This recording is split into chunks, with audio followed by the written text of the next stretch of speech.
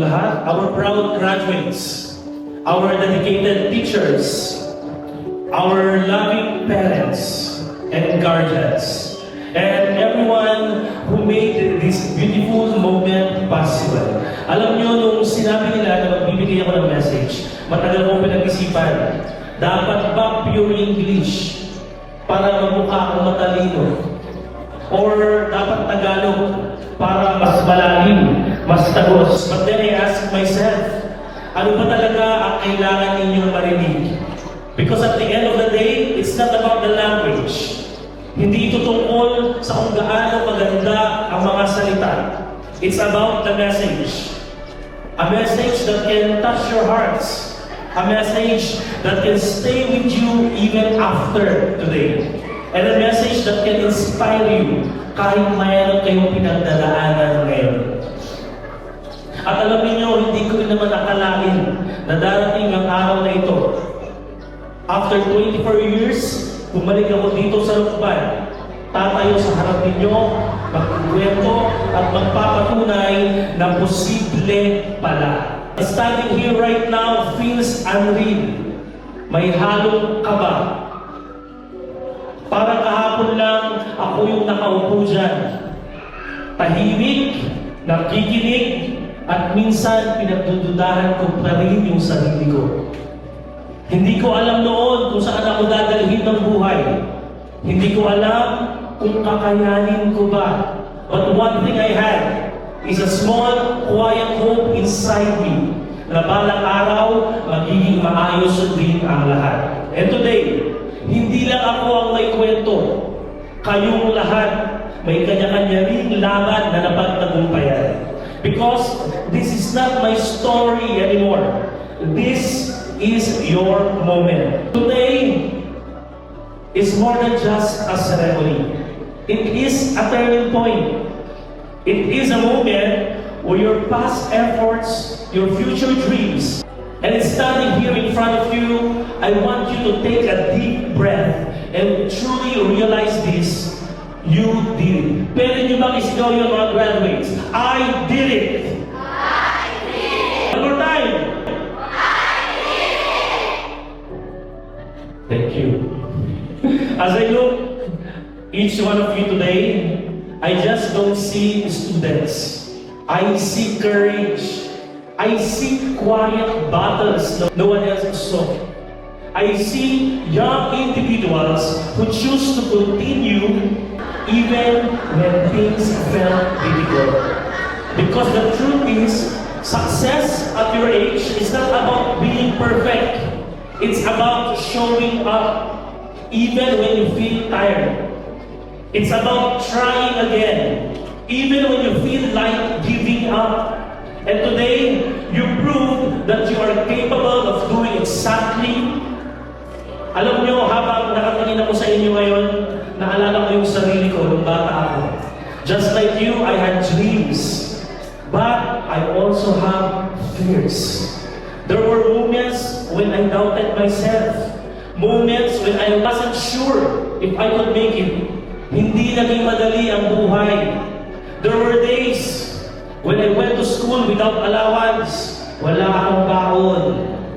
At ramdam na ramdam ko yung bigat ng bawat araw. Habang yung mga iba kong kaklase sumasayang kumakain, tahimik lang ako sa kabilang dulo. Pilit na tinatago ang gutom. May mga sandaling iniisip ko kung paano ko matatapos ang araw na walang laman ang sikmura ko. Pero hindi ko makakalimutan, meron akong isang teacher. Walang pag-aalinlangan na ibinabahagi ang kanyang tanghalian lagi sa akin. Sa simpleng pag-abot niya ng pagkain, hindi lang gutom ang kanyang napawin, kundi pati ang lungkot na pakiramdam na lagi akong mag-isa. Doon ko naramdaman na may taong handa umunawa at umalalay kahit hindi nila obligasyon. At sa pamaliit na kabutihan na iyon, nagkaroon ako ng lakas ng loob para magpatuloy. Umaasang balang araw, ako naman ang makakapag-abot ng tulong sa iba. Days when I had to think, how will I survive tomorrow? At sa murang edad, natuto akong magtrabaho. I became a vendor in the market. Nagtinda ako ng plastic bag tuwing hapon sa palengke. Lalakarin ko yan from Lukban Elementary School, going to the public market every afternoon, at lako ako ng plastic bag. I only have 50 cents na puhunan. And that experience has taught me something na hindi natin matututunan dito sa eskwelahan at sa mga classrooms. How to be strong, how to be patient, and how to keep going even life is hard. Growing up, life didn't give me comfort. It gave me challenges. Maaga ako naging independent. Kasama ng mga kapatid ko, natuto kami tumayo sa mga sarili naming mga paa. And one of the most painful moments in my life was during my graduation. Dito sa Lukban. Nag-graduate ako na wala ang mga magulang ko. I'm all alone. It hurt. It really did. But instead of letting that pain breaking me, I allowed that to build me. The imperfection of my family, I turned my struggles into motivation. I turned my pain into purpose. Maswerte kayo ngayon kung kasama ninyo ang mga magulang and guardians nyo. Palakpakan nyo sila.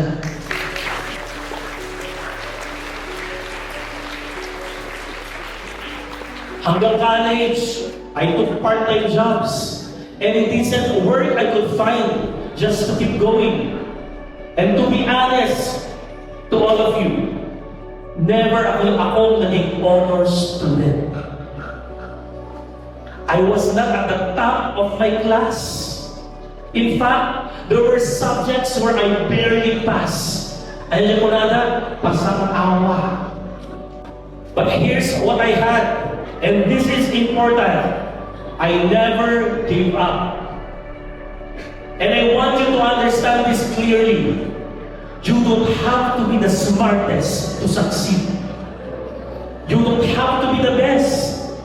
What truly matters is your willingness to stand up every time life knocks you down. Because resilience will take you further than the talent alone. Kaya siguro, nung nagtrabaho ako, nilagay ako sa mga pampublikong serbisyo. I serve people. I give back. I try to make difference. But if you will ask me today, what I am most proud of, it's not the titles. It's not the recognitions. It's not the achievement. It is the fact that I never gave up on myself.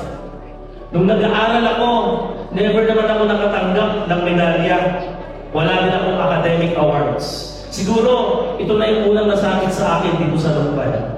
And I will consider this as my medal.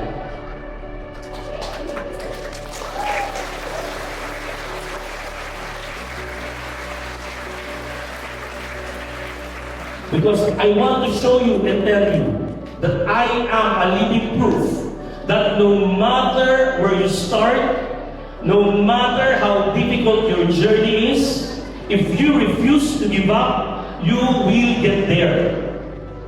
Never underestimate how far you've become. This is not a small achievement. This is a powerful milestone. And more importantly, this is just the beginning of your story. As you move forward to the next chapter of your life, I hope you carry something more valuable than medals and grades. Carry your values, carry your kindness, carry your respect for others, because success without character is empty. But success with a good heart, that is something truly meaningful. And yes, there will be days when life will test you. There will be moments when you will feel lost. Moments when you feel like you are not good enough. Kapag dumating ang araw na yun, okay lang mapagod. Okay lang madapa. Okay lang magduda. Okay lang na wala kang medalya ngayon. Okay lang na wala ang magulang mo ngayon. But never ever choose to give up. Always remember this. Success does not come to those who wait. It comes to those who fight for it, who work for it, who believe in it, and even if it's impossible. Dream big, even when others tell you that your dreams are too far. Believe in yourself, even when your confidence feels small.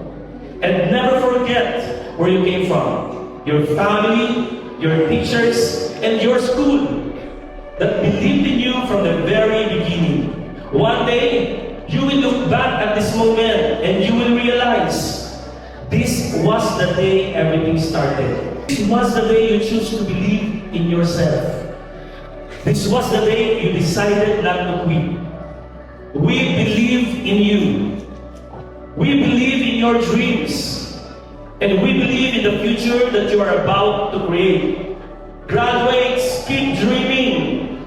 Keep learning. Keep moving forward. And most importantly, never give up. Congratulations! Maraming salamat at mabuhay kayong lahat.